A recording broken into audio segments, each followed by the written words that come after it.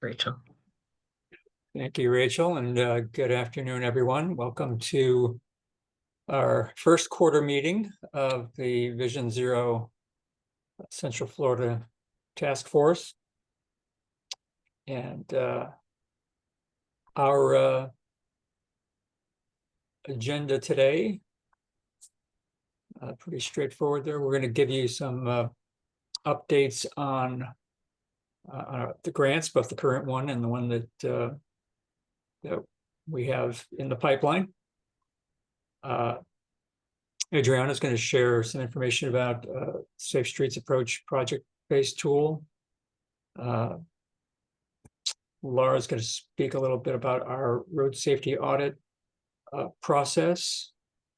We'll talk about the upcoming FDOT Safety Summit. I'll give an update on our mile vision counts and the new technology that we have and what we can do with that. And then Catherine's going to go over the new quick build guide. And then as related to that, our member highlight will be Laura Hardwick featuring the City of Orlando's quick build efforts. And then we'll wrap things up with some miscellaneous items. And off we go. So the grant update, we are still under our original grant that we received back in February of 23, wrapping up a number of things. All the regional plan has been adopted. We are continuing to do work on the speaker series and of course the task force meetings, which you're attending right now. All three of the county Vision Zero plans have been adopted and almost all of the municipal plans. We've also got 3 demonstration projects still ongoing, one for each of the 3 counties, a technology near miss analysis using traffic signal cameras in Seminole County, an analysis to find crosswalk opportunities in Osceola County, and then developing a middle school bicycle program for Orange County. So those are all still in the works and but scheduled to be wrapped up by the end of our fiscal year, which is the end of June. And then we are still waiting to hear what from Federal Highway, the status of our follow-up grant, our supplemental planning, which we were awarded last year, to continue on our outreach, doing things like our extending the reach of our kids' activity book and our educational efforts, and continuing our speaker series, and then updating our data and getting to work on our road safety audits to apply to our high injury network, and then just consolidating all the local plans from the standpoint of making sure everything dovetails and we're all collaborating at all levels. But like I said, waiting to hear from Federal Highway on how that might be advancing.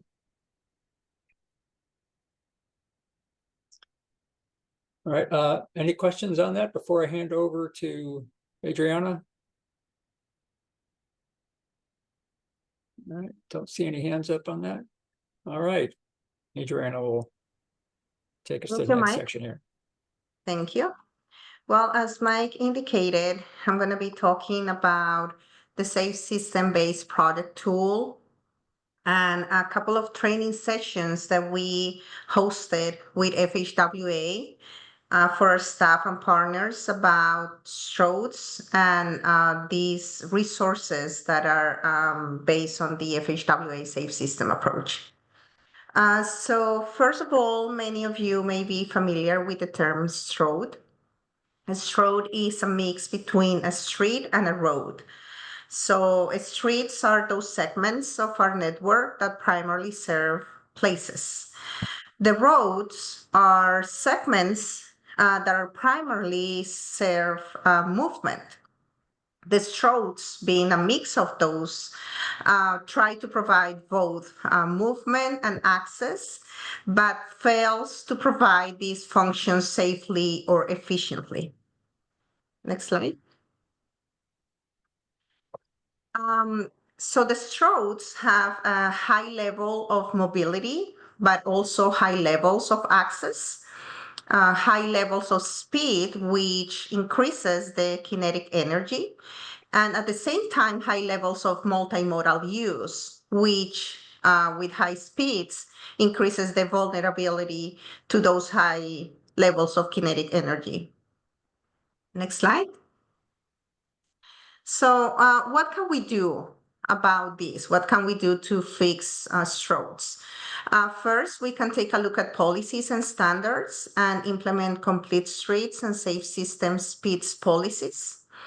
Also, based on data analysis, prioritize methods to help focus on these strokes.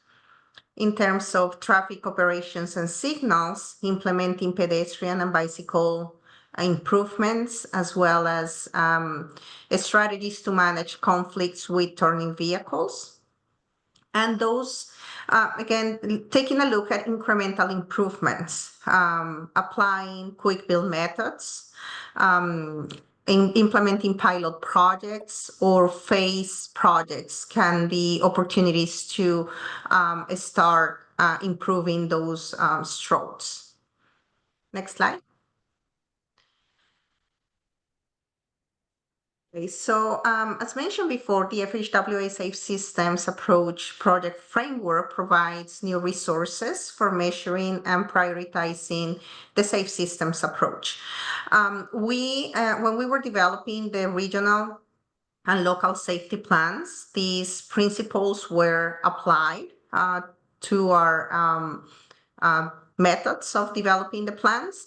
However, these are resources that are available to you as you advance or implement your plans and your actions. So the Safe System Roadway Design Hierarchy that provides information about countermeasure selection and depending on various tiers. We're going to take a look at that in a moment. The Safe System Policy-Based Alignment Framework helps with identifying those policies and strategies that can be improved or changed to be more in alignment with the safe systems approach. And the project-based alignment framework provides the opportunity to compare different alternatives in terms of safety improvements to the existing conditions of the road to understand which can be a better alternative in terms of safety improvements. Next slide. Okay, so starting with the safe systems roadway design hierarchy, this is a tool that helps evaluate countermeasures based on the safe system principles. Okay, so for there are a number of tiers that identify different, categorize different countermeasures. You can advance, Mike. Okay, so tier 1 includes countermeasures that remove severe conflicts. Next one. Number 2, this tier includes countermeasures that help reduce vehicle speeds. Next one. Tier 3, countermeasures to help manage conflicts in time. And next one, tier 4, includes countermeasures to increase attentiveness and awareness. So this safe system roadway design hierarchy intends to combine countermeasures and strategies for these multiple tiers to get the most efficient, the most effective approach to implement improvements, safety improvements. Next slide. Okay, so our next resource that we are discussing today is the policy-based alignment framework. This framework can be used in multiple ways. It can be a method to benchmark and track progress towards improvement the safe system alignment of the policies in place. Next. It can also help raising the level of awareness of the safe system related practices. Next. It can help to identify those gaps in the existing policy and the program efforts. And it can also help to generate those strategies to improve the safe system alignment in the current practices. Now, it is important to know that the goal of this tool is not to compare between policies. It is more to provide a roadmap for agencies that are looking to better align their policies with the safe systems. Next one. Okay, and the last resource that we are discussing is the project-based alignment framework tool. This tool accounts for 4 different sets of factors, including exposure, crash likelihood, and crash severity, as well as some safety prompts and questionnaires to help identify approaches to implement safe users, safe vehicles, and better post-crash care.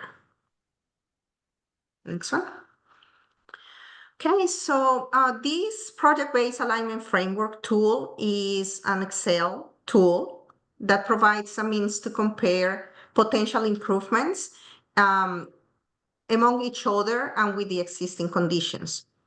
The way that this tool is applied is first, it is used to obtain a score for the existing conditions of the roadway. Then the same tool is used to obtain a score for each of the proposed alternatives. These alternatives can include multiple countermeasures from the different tiers that we were looking before. And once we obtain those scores, we can compare among alternatives compared to the existing conditions to see which one give us the lowest score. The lower the score, the more the alternative is in alignment with the safe system approach. Real quick, I'm gonna share the Excel tool. It is available to download for free at the FHWA website. It provides clear instructions on how to use the tool, some definitions that are helpful to understand some of the questions. And then these are all the tabs that are used to insert the information about existing conditions and then the proposed alternatives to get a final scoring matrix.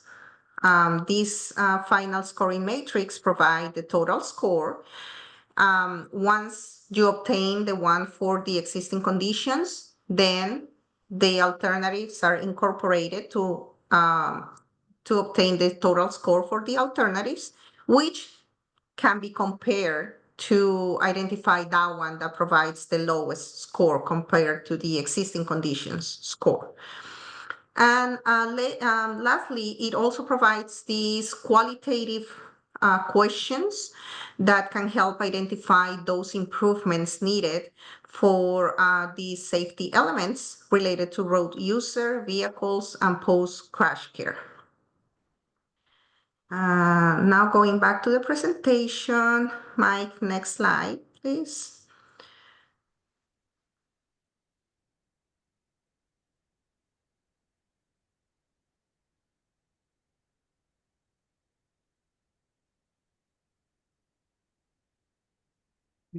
Are you seeing the? You need to change the view back to. Yep. All right, looks like we're back. Okay, yes. Okay. So next slide. Okay. Here you can see the QR codes that will take you to the resources that we discussed, the roadway design hierarchy, the project-based alignment framework, and the policy-based alignment framework. We know that the project-based alignment framework, the Excel sheet that we just reviewed, will be improved as the FHWA staff go through trainings and they're getting feedback to make sure that they improve this tool. So it is important to keep checking for any updates that they may publish. And with that, that's my presentation. I'm happy to answer any questions you may have.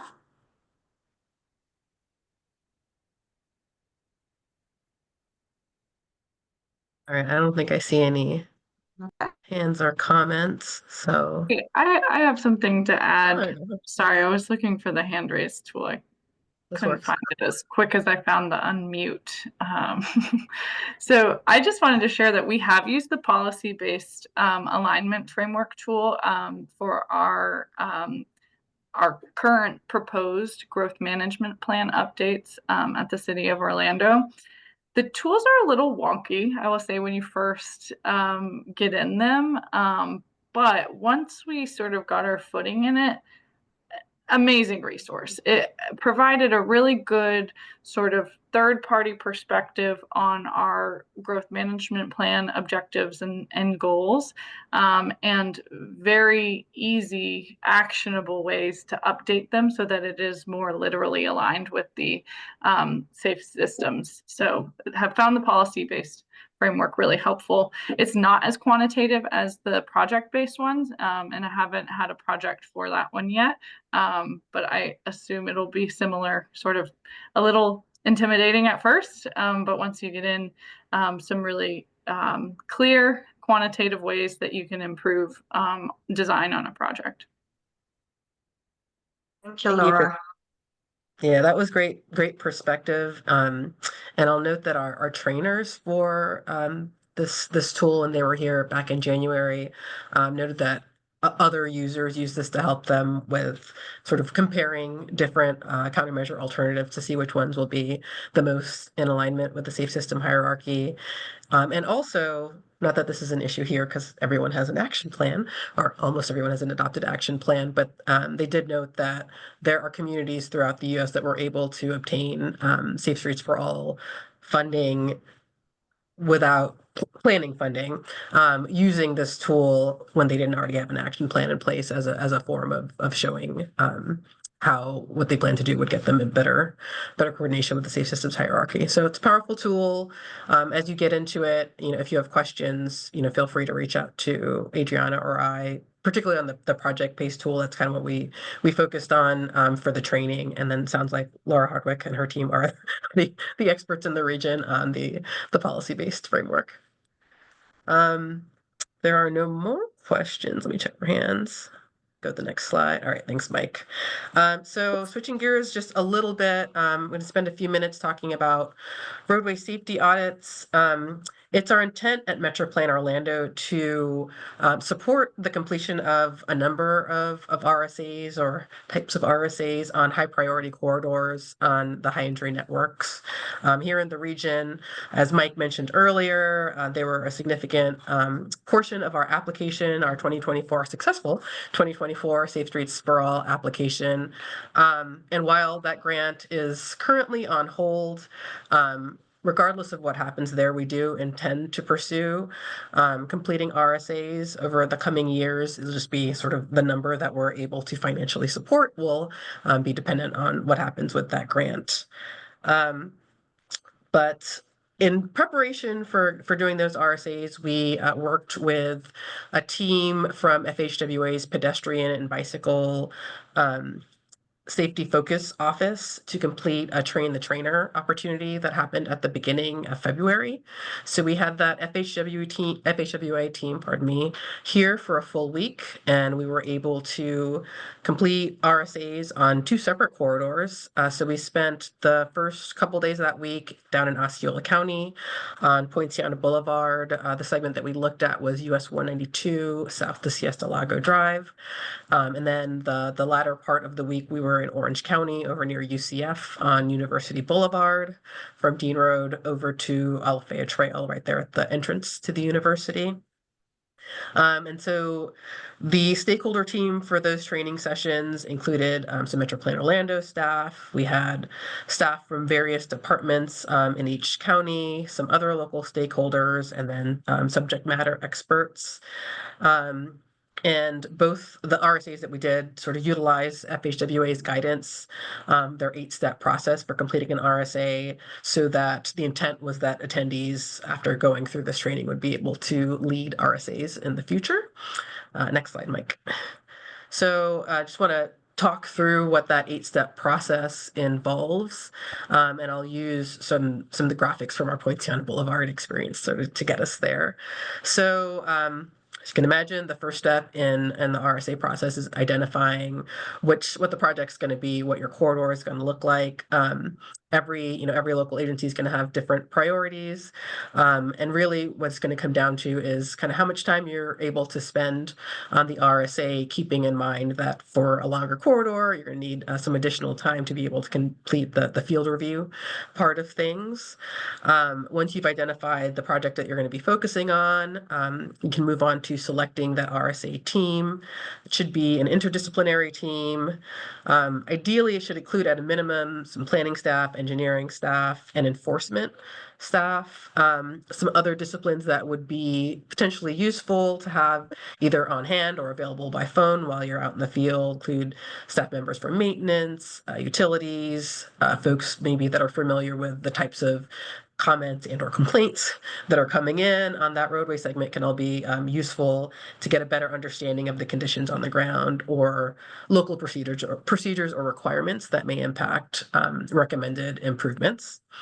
And then once you have your team together and you've identified who's actually able to participate, you can conduct your startup meeting and reviewing your relevant data. So prior to completing the 2 RSAs in February, Metro Plan Orlando staff worked with local staff at Osceola and Orange County to collect data related to collision data, traffic volumes, maintenance issues, planned improvements, user complaints or requests that had been logged recently, that sort of thing.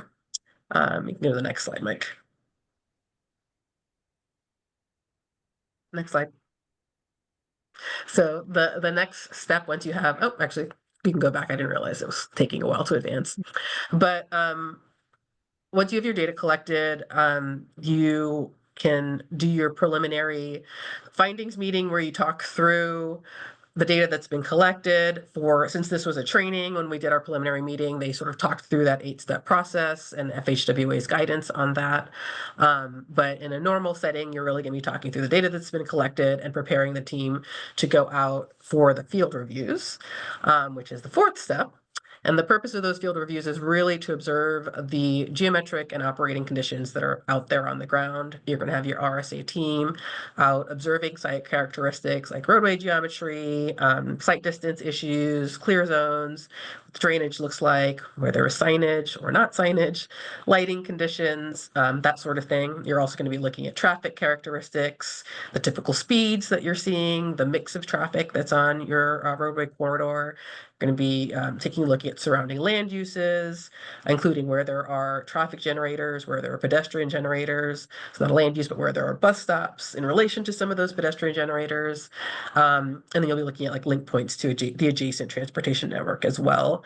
As I mentioned before, the length of time that you're going to need to schedule for that field review is pretty dependent on how long your corridor is, and then just sort of how much you expect to be taking in. The next step in the 8-step process is the RSA analysis, which the way that we did it, at least with FHWA, was sort of wrapped in with the field review.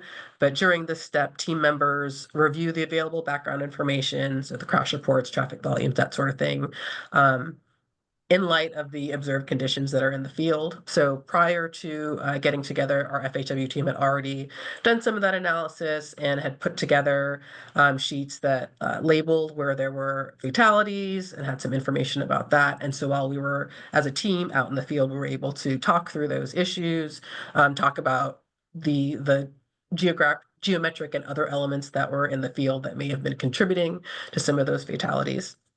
Next slide, please, Mike.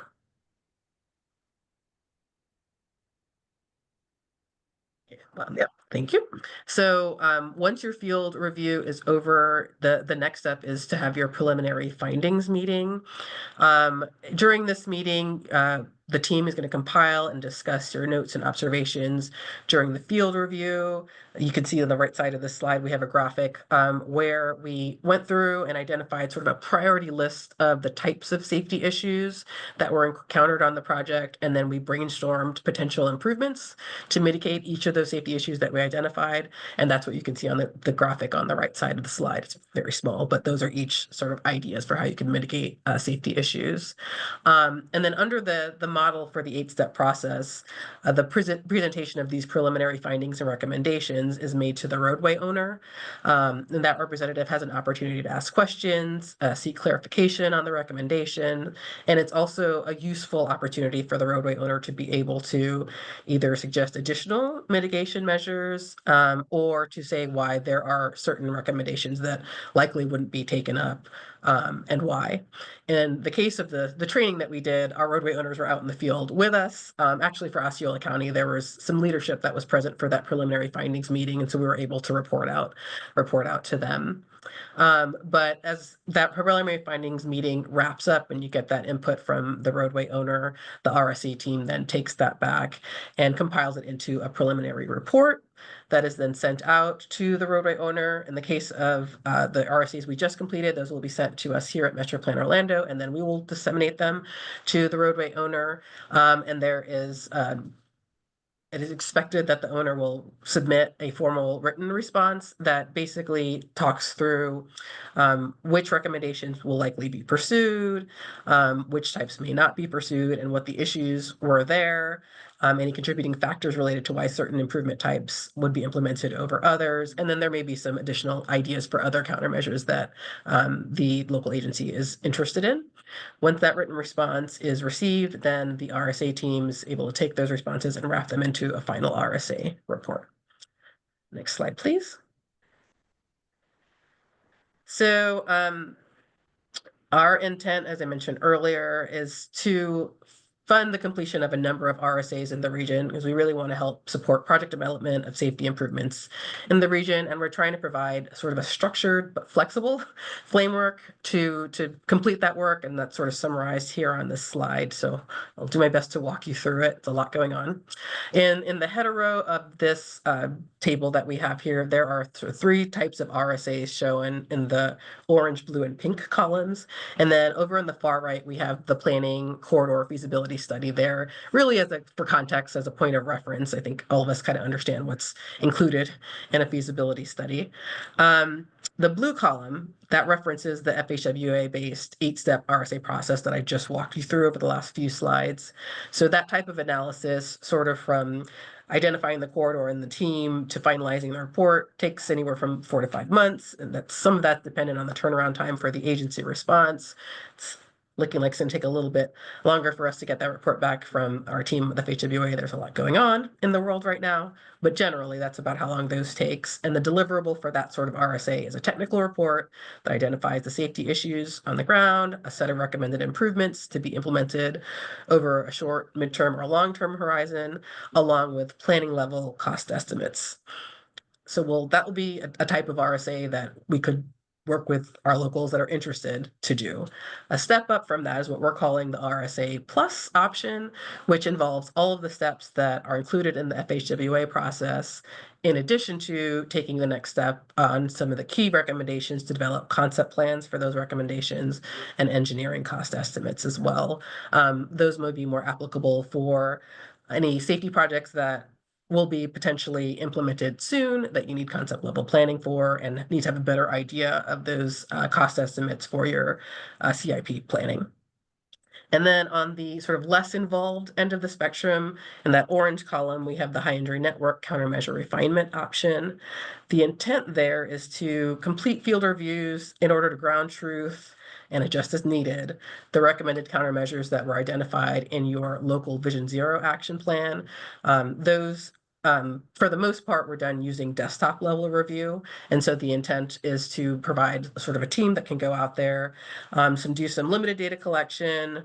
There wouldn't be as much of an onus to assemble an interdisciplinary team, but a team would go out to take a look at what's on the ground, make sure that the countermeasures that have been recommended would actually work, or if they may need to be adjusted in terms of where they land in the corridor.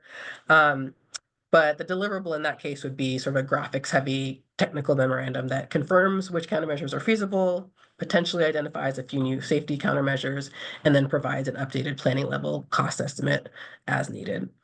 So as we gain a better understanding of our financial capacity to support these types of safety evaluations, we're going to be in touch with our local agency partners, and we'll send out sort of a call for projects of sorts where we'll ask our local agency partners to submit their RSA requests, to let us know which corridor or corridors are their top priorities, and what level of RSA from among the options that we have shown here would be the most useful to advance the development and implementation of those projects. I will iterate that each of these RSA types require some local agency involvement.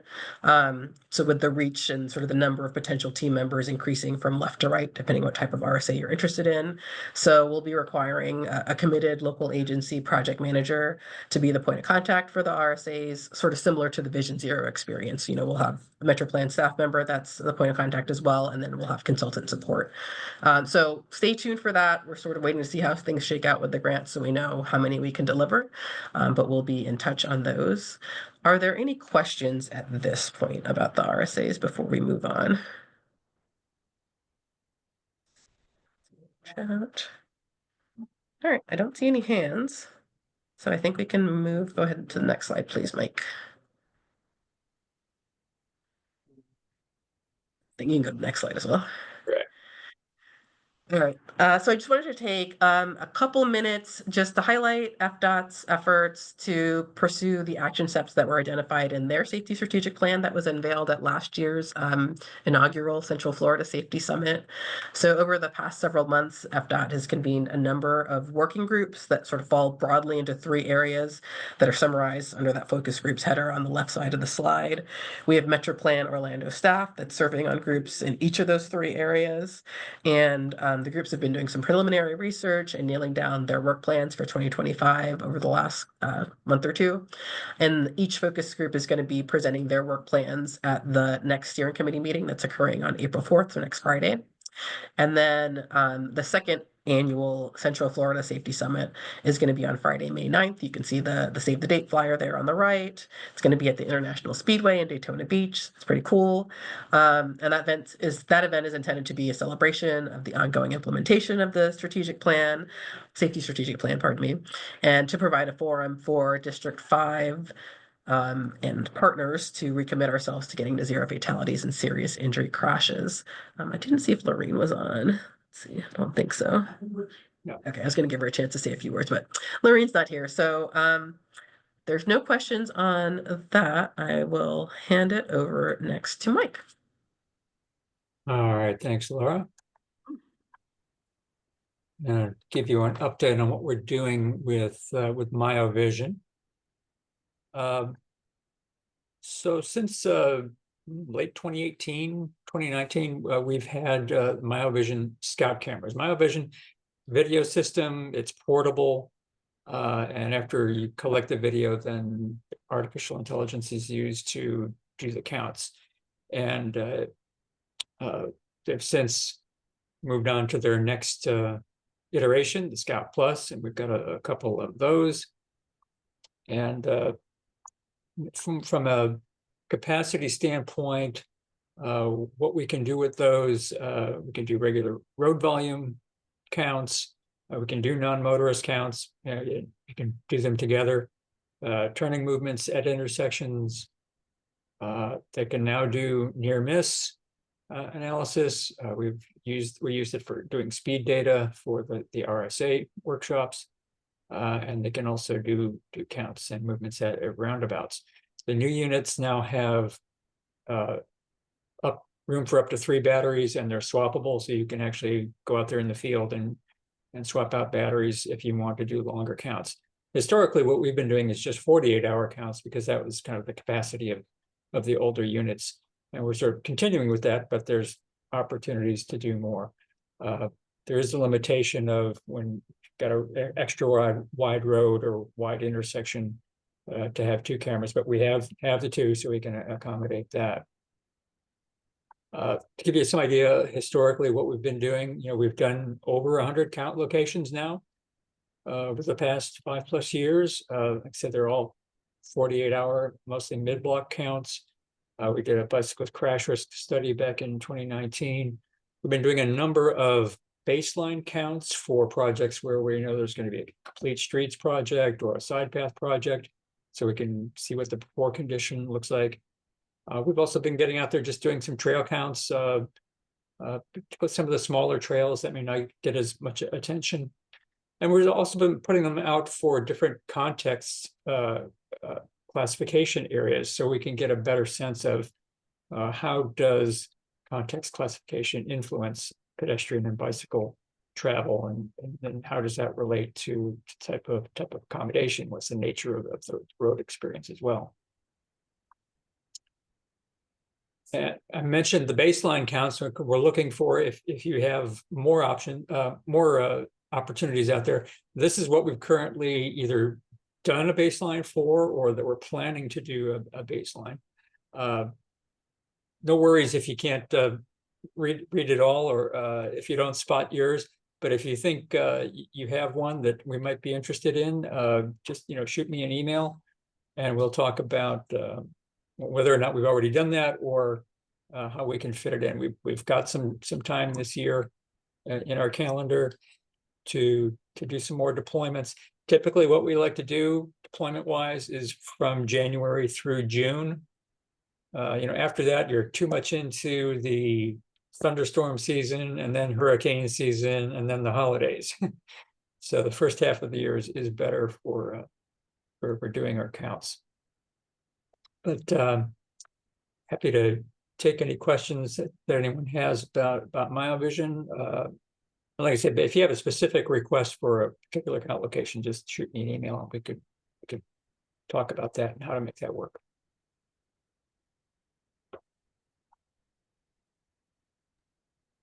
I don't see any hands.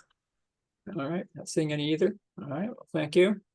I will now hand over to Catherine to talk about the quick build guide. All right, thanks, Mike. So you can go to the next slide. So just building on some of the other resources that were prepared as part of the Vision Zero action plan, including an engineering toolkit, and the non-engineering toolkit, a quick build guide was prepared. So this guide really builds on the projects that were identified in the engineering toolkit, and it provides additional information about the process to develop a quick build project, typical materials, and then implementation strategies, as well as evaluation strategy. So we're intending that this guide should be or could be used by local agencies to develop your own quick build program. And it really builds on quick build guides and other design guidance provided by cities across the country, including the city of Orlando. And we'll learn a little bit more about that process after this one. So next slide. So the guide is organized into 6 chapters, and so today we'll just kind of go through some of the highlights from each of the various chapters. And then the reference chapter is probably one of the most important pieces of that. So all of the resources that were used are referenced there. So it includes things like the NACDO guidance documents, the Florida Design Manual, Traffic Engineering Manual. So you're really encouraged to refer to those source documents with this quick build guide, really intended to provide a lot of inspiration. And then it's just sort of an idea of what you actually need to get some of these projects designed and built.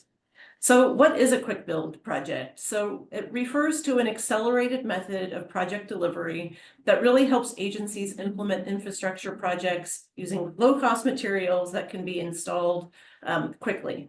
So quick build projects typically do not require or include relocation of curbs or utilities, and they really can also be used to pilot or test a design, with one outcome of a quick build project being a more permanent design. So next slide. So we've identified 4 key steps for a successful quick build project, including identifying potential projects within the community, reviewing potential projects with appropriate internal departments, and then identifying a project champion. So as I mentioned before, this document is intended to serve as inspiration for all the different quick build types. And it also includes some connections to different safety issues to help you identify what might be most appropriate. So once there's an idea for a project, the planning begins, which can include the development of design plans, an implementation plan, and then also identifying how project success will be determined. So in the planning phase, also identifying how the improvement will be constructed is critical. There are some communities that new signs and pavement markings can be installed by your own staff. Those communities might be able to get a lot of different things done, whereas in other communities, if you have to hire a contractor to do everything, it might not be quite as much of a quick build process.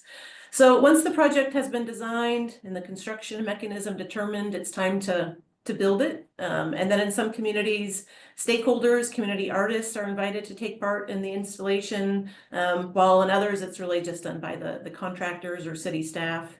And then as part of building a project, a maintenance schedule should also be identified, as well as a process for removing the treatment if, based on the data analysis and feedback from the community, didn't quite go as well as planned. Next slide. The design guide also includes just some general design guidelines and considerations like emergency vehicle access, different design vehicles that you might need to think about, the implementation strategies, and then, as I mentioned, thinking through what might need to be included in a maintenance plan. Next slide. So the most common materials that are used for quick build design projects are paint, low profile delineators, bollards, and parking stops. And we just have a couple of pictures here so you can orient you so you know what we're talking about. If we go to the next slide, we can see some other treatments also include quick curb, floating transit islands. These can come as prefabricated platforms. In some jurisdictions, these can actually be moved around to different locations to kind of test out different strategies.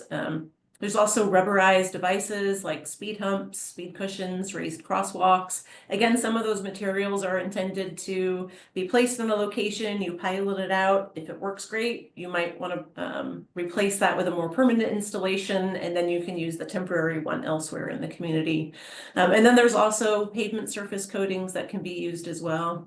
And then signs and signal modifications are also a pretty big component of quick build project. Next slide. So for each of the common quick build materials, the guide provides some additional information related to the potential uses, the installation time, the maintenance needs, and then potential project types where you might consider those materials. And then just the sort of understanding that each project is located in a unique setting, and there's many elements that should be considered in the selection of materials. So for example, with the low profile delineators, placement should not obstruct an ADA path of travel, and then aesthetics might also be a consideration. And then some materials could pose new safety hazards. So for example, these low profile delineators could cause a trip hazard for pedestrians depending on pedestrian travel patterns in the areas where they're being installed. And then lastly, a lot of these different materials can be combined for increased benefit. Next slide. So similar to the engineering toolkit, the quick build treatments are organized by different categories of treatments. And overall, we have, I think it's over 50 quick build treatments identified. And then the guide also notes if the improvements are appropriate for a spot application, meaning you're just going to put that in at one location based on specific crash profiles, or if they're appropriate for a more systemic applications, such as installing leading pedestrian intervals at all crossings within a pedestrian core. And then some treatments kind of fall under both categories. And then a host of information is provided for each quick build project type, and I'll go through just a couple of examples. Next slide. So for each project or each quick build type, we have a definition of, what the material and the treatment is, the expected crash reduction effectiveness, and that's based on published data and then crash modification factors from the Crash Modification Clearinghouse, the modal safety emphasis, and then the applicable facility types, as well as a cost range, so low, medium, and high. Next slide. And then a focused crash type is also provided to help pair crash patterns with treatment types and the primary safe system strategy that Adriana mentioned earlier, tied to that as well. And then whether or not you might want to consider pairing the treatment with other strategies. And then in some communities, potential locations for quick build projects may have already been identified through a different planning process. And in others, you might need to kind of do a little bit more analysis to identify appropriate locations. So we've added some of those considerations as well. And then we've also put in there a list of typical materials. So if all you have budget for is paint and maybe a few signs, you can scan through the quick build guide and figure out what strategies might be within your budget. Next slide. And then a key component of the quick build program is really the evaluation and engagement piece. So understanding how the treatment has contributed to improved safety outcomes and changed roadway user behavior is a key part to building and maintaining that community and political support. And without that, it might be hard to get additional projects implemented. So the evaluation section includes some proxy metrics that can be gathered more quickly after a quick build installation, rather than waiting 3 or 5 years for new crash data to evaluate. So some examples include looking at near miss data, driver speed, yielding rates, and then other observations really of all road user behaviors, like the number of people who might cross within a marked crossing area if you're constructing a new one as part of the quick build. So there's a lot of great information there in the guide. This is just a brief overview. So happy to answer any questions before we turn it over to Laura, who's going to share how it's all being done in Orlando.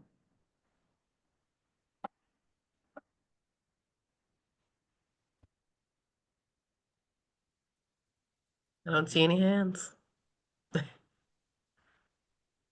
Thank you, Catherine.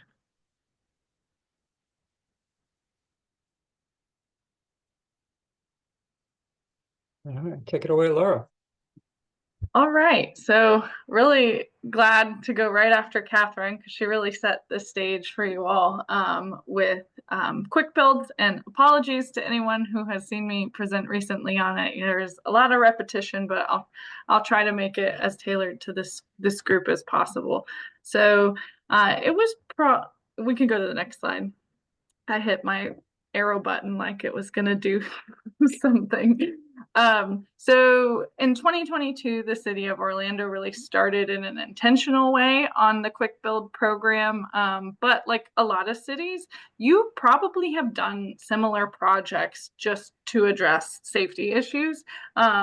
But what we found is that those were case by case, and it was really only, we didn't have a way to sort of learn from those other projects and really like build momentum with these quick build projects. So creating a guide was really important to us to get buy-in from other city departments and as much as possible standardize the process. The projects are still very much case by case. And if I could go back, I would probably rename it like Quicker Build Guide because the projects are still they're quicker than capital projects, I think is the important part to remember.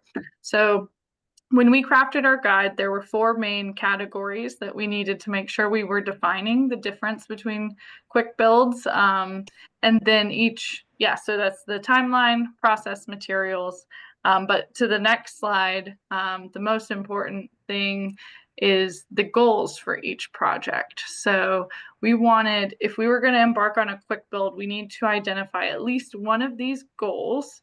And then once you select the goal, it opens up sort of the rest of the process for you for the City of Orlando. Our evaluation is organized into these different goals. The materials and the project types are all organized under these goals. So I'll go through a couple projects that we have done.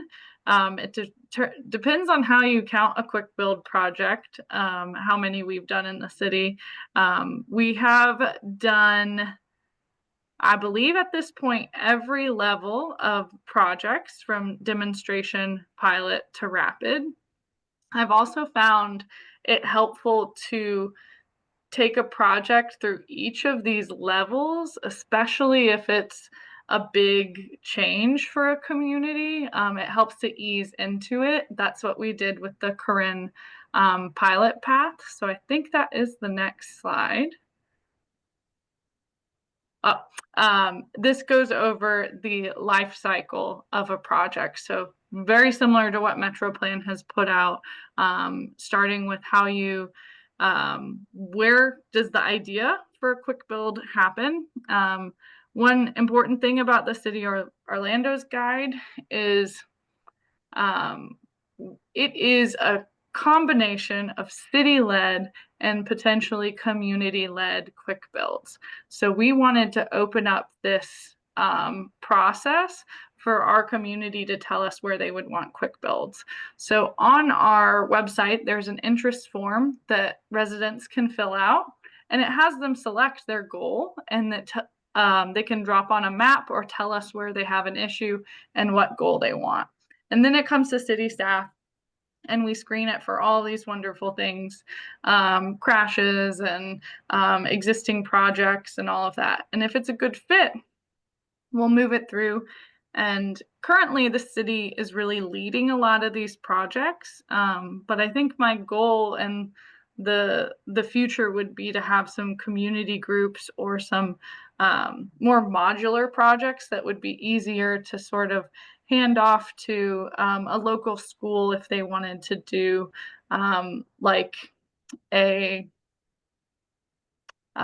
some type of demonstration activity or asphalt art for their pickup drop off, just so that we're not as limited by the resources at the city.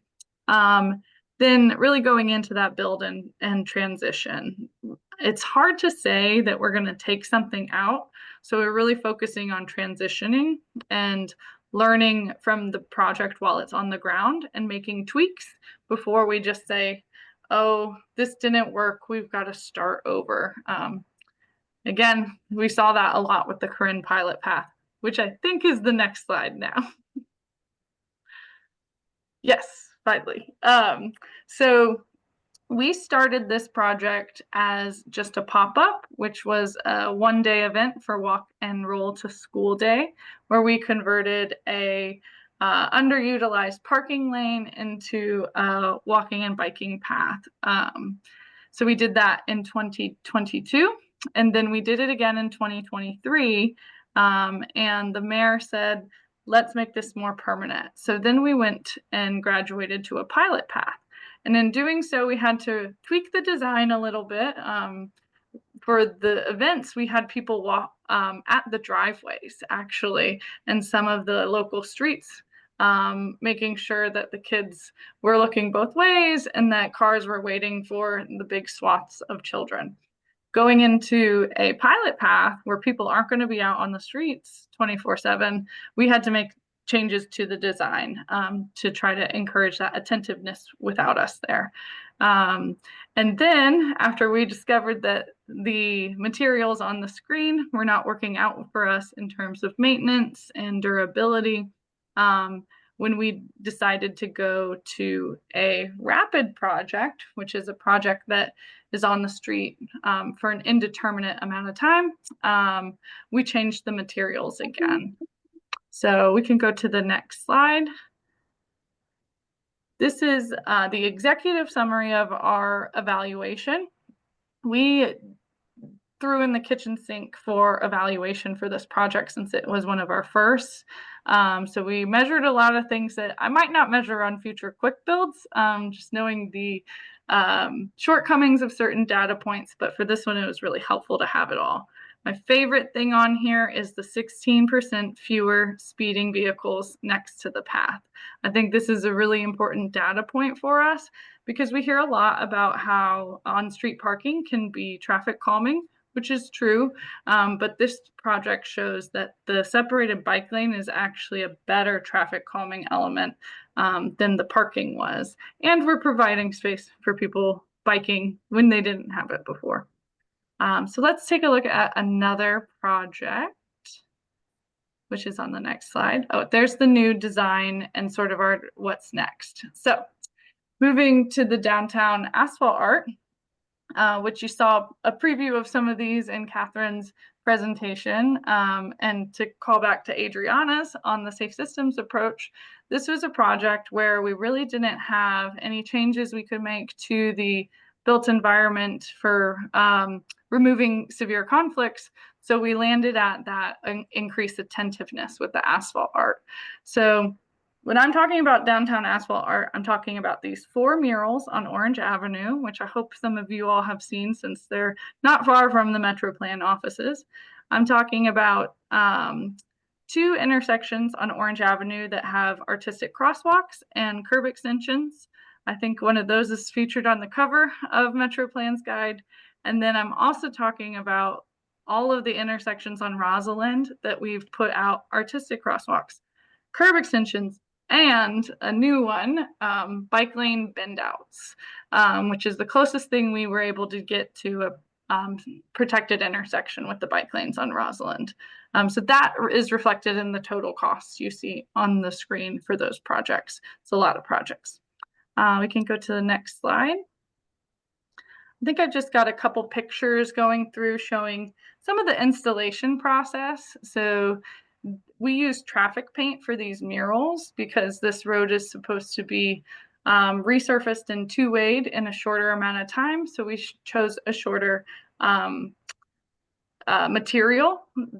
And then we did touch these up. So if you've got any questions about traffic paint, I can talk to you in detail about all the things I learned, when to paint, when not to paint, how many coats of paint you might need, but very nuanced with some of these materials. So it's having a guide like MetroPlans can be very helpful shortcut for us.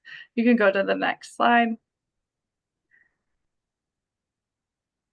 This is our pavement marking contractors installing the thermoplastic material for the painted curb extensions and the artistic crosswalks. So this was a pretty complicated design. We usually stick to just 2 colors, but this one was so pretty, we allowed the 3 colors. And so they essentially lay down stencils and spray the thermoplastic on there.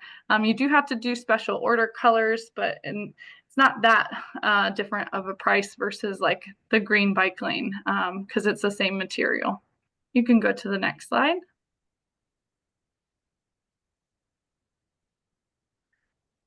We've seen this before. So there's the curb extension. We have some flex posts out here. Really great feedback on these on Rosalind. I think the repetition of these along the corridor also helps with a bit of a traffic calming. We're still in the data analysis process for this. So I think you can go to the next slide, Mike. So how are we evaluating it? We pulled these performance measures from our guide and we used MyoVision. It's all coming together from the presentation today. We use our MyoVision cameras to collect data before, and then we're manually processing it. So that's taking a little bit of a time. I have an intern working on that.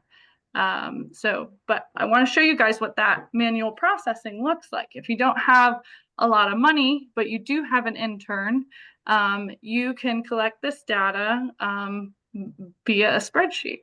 So we have to determine if an interaction is a high crash potential or a low crash potential through the video. So if you go ahead and play, we are looking kind of where that cyclist just was.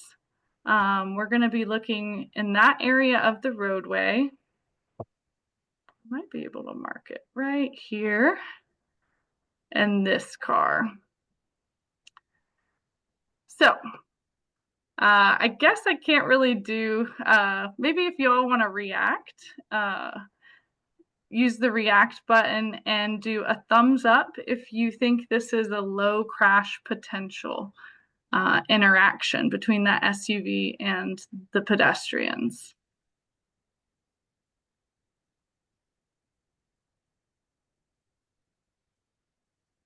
Yes.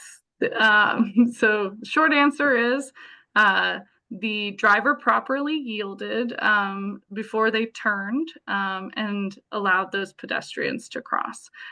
So we're seeing that the asphalt art has led to did I write? I think it was a 5% reduction in high crash potential interactions.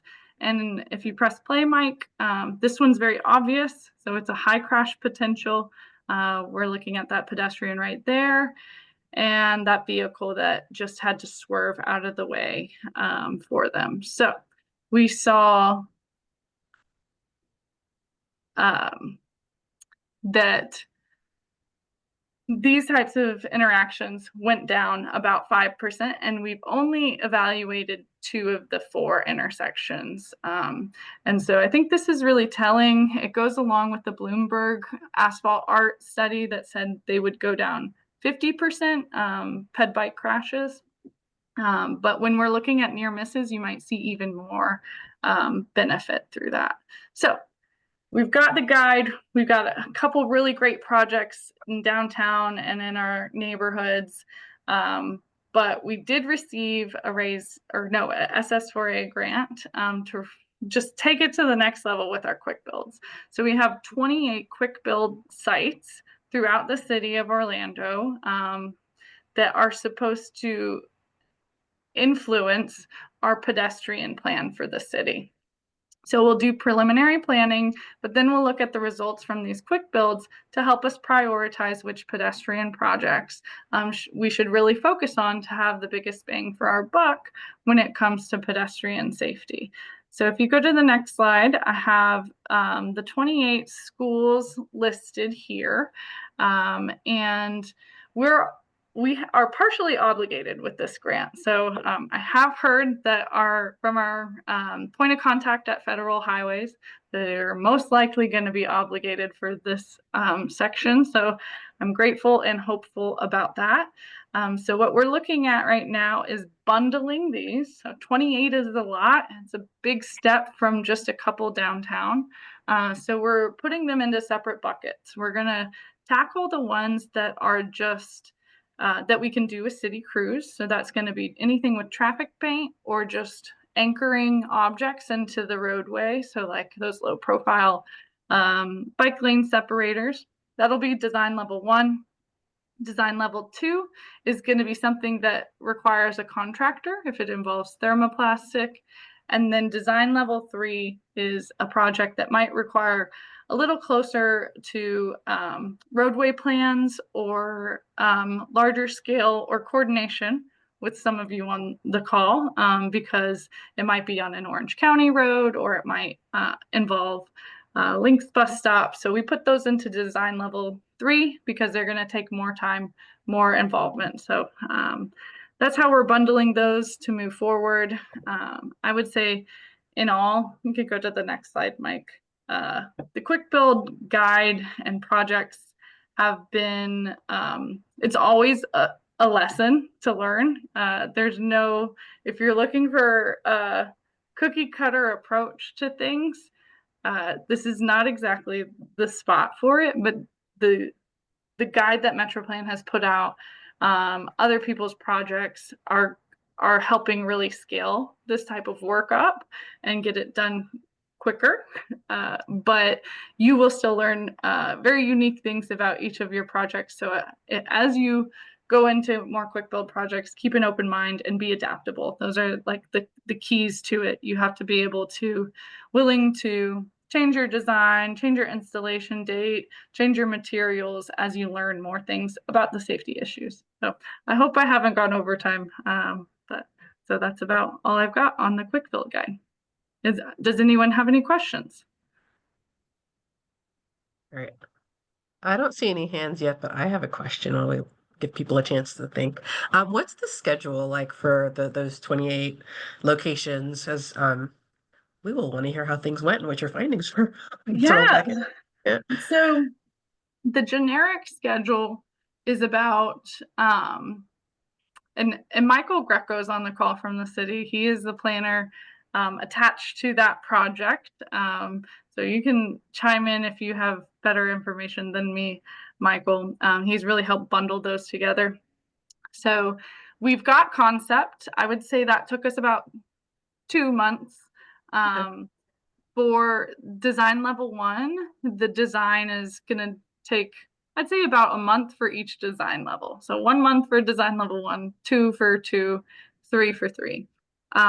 We do have some federal highway approvals that we have to get in there. So that is really going to determine the rest of the schedule. And we have to move it around because we've been delayed due to the current review of federal grants. I think our initial idea was to start installing these this fall, and that might get moved back a little bit because of that delay. We have to receive another notice to proceed. So I think by the end of the year, we could see some of those design level 1s out there, and starting into next year, the design level 2. All right, fantastic. Well, we will stay tuned for sure. All right. Well, thank you. Thank you so much. It's been a fantastic member update, Laura. We appreciate it. And Mike, I think you can go to the next slide. We can get into meeting wrap up. So task force bylaws, as you all may be aware, the Vision Zero task force came about through a TAC subcommittee, and that eventually became the Vulnerable Users Working Group that we evolved into the Vision Zero task force as a means of outreach as we were doing developing our regional Vision Zero action plan. And now that that's been adopted and one of our actions is maintaining this task force, we're going to be carrying forward these quarterly meetings. We wanted to make things a little bit more official. So we've been working internally to develop some bylaws for the task force. This sort of touches on what the elements are within those bylaws, but we'll send those out along with the slides from this meeting for those of you who are not able to get those QR codes for the project-based safe systems tool. You'll have all of that sent to you to review. And if you have any questions, feel free to reach out. They're pretty straightforward. For those of you who serve on TAC or one of our other advisory committees, they're pretty similar to those bylaws as well. Next slide. And then I wanted to do a sort of early shout out to our upcoming Vision Zero Safety Speaker Series that we're also continuing. It's going to be mid-April. I think we're closing on maybe April 15th for the date, but do not quote me. Okay, Catherine's shaking her head, so probably April 15th. But stay tuned. We'll send out an email once that's been confirmed and we have all of the information for our speakers. But we're going to be focusing on how we can best collaborate for traffic calming installations to meet both our speed management needs while also making sure that we're having as minimal impact as possible on our response times for our emergency responders. And we know this is an issue sort of throughout the region and the nation, really. And so we have someone from Seminole County is going to be here to talk a little bit about their experience in this space. We'll also have someone from the city of Sarasota talk about their traffic calming program and how they're coordinating, and then also a representative from San Francisco's Municipal Transportation Authority to talk about their experience as well. So it should be a good conversation. We hope that most of you are able to join us for that. If you're not, it'll be up on our YouTube page in our speaker series. I think we have a playlist for our speaker series. So stay on the lookout for that. Next slide, please. And then I wanted to open it up if anyone has comments, those of you who are panelists right now, if any of you have anything that you wanted to share or questions for the group or MetroPlan, you can sort of raise your hand and let us know that you want to speak. Before we get to that, I just want to mention also that tomorrow morning, I will be doing a webinar for our Community Advisory Committee. Over the past couple of years, occasionally we get questions from the committee, or particularly on bicycling issues, and we never really had the time to address them adequately during their regular meetings. So we're doing a special webinar to talk about factors affecting bicycle transportation and cyclist safety. So it's really, well, it's targeted to them. It's open to anyone. You can go to the Metro Plan calendar and find the link, the Zoom link for tomorrow morning. Thank you, Mike. All right, and I see a hand raised by Emily. Go ahead. Afternoon, thank you. I just had a couple updates that are kind of relevant to the conversations we're having. One, I don't know if you saw, but UCF's Distinguished Lecture Series is also on roadway fatalities. They're bringing in a speaker from Canada. So if you have not seen that, I can share that with you. I believe it's April 6th. It'll be in the evening with the networking hour, and then it'll be held at the UCF downtown campus. The second note that I wanted to make for everyone that is that the Best Foot Forward Summit this year is a part of the Central Florida Safety Summit on May 9th. So we will be doing our awards. We will be doing our kind of annual update on the program at that event. And we have been a part of the planning of that. So we sent the save the date out to our partners, but I also wanted to let you know that through the Best Foot Forward program and contributions through MetroPlan and FDOT Central Office through the rest of the program that we run throughout the rest of the counties, we will be paying for our members to participate in that program. So be on the lookout for registration information and specifically a coupon code, if you will, for the Best Foot Forward partners to register a member of their government agency and then one law enforcement partner to be able to participate. So I just wanted to make that announcement. And thank you for allowing me to be a part of this working group. Thank you for joining, Emily. Emily, will you send me the UCF Distinguished Speaker Series information, and I'll make sure that goes out with the task force bylaws and these slides. Yeah, absolutely. It went out in our newsletter. So if you're not a recipient of our newsletter, I'd highly recommend that you join because we share all of these things, including things that MetroPlan does and all of their updates. We did share the quick build guide in our newsletter as well. But I will make sure to share the UCF note to you specifically, Laura, so you can send it out to everyone. But a shameless plug to make sure that you're receiving the Bike Walk newsletters in the future. I love it. We're here for self-promotion, or not, your agency promotion. Anybody else have anything you'd like to share before we open it up for public comment? All right, I don't see any hands there. So we had someone earlier. There we go. All right, Courtney, I see your hand. I'll go ahead and see if I can promote you to a panelist. I got it. Oh, you're unmuted. You're Yeah. unmuted. There you go. Hi, everybody. Thank you. I think I'm in here now. Moved you over. Awesome. Hi, everybody. Powerful. If I'm on the timer now, I just wanted to highlight and share that we do have a hands-free driving bill in the Florida legislature right now. There's some good news that it's moving slowly forward on the Senate. It was heard by the Transportation Committee, but I still want to urge the Central Florida partners and thinking in terms of your cities and your counties, municipalities, if you're open to proposing a resolution of support, I do still think we need to send a very strong local voice that this is important.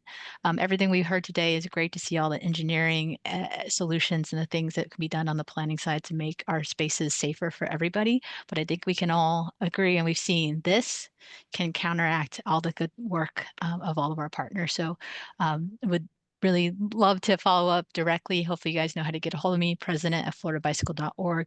We have template text ready to go, but it could be hopefully a quick win and demonstrate your commitment to Vision Zero and a very straightforward safety law that could help a lot of people. Thank you, Laura and Mike. Thank you, Courtney. Thank you.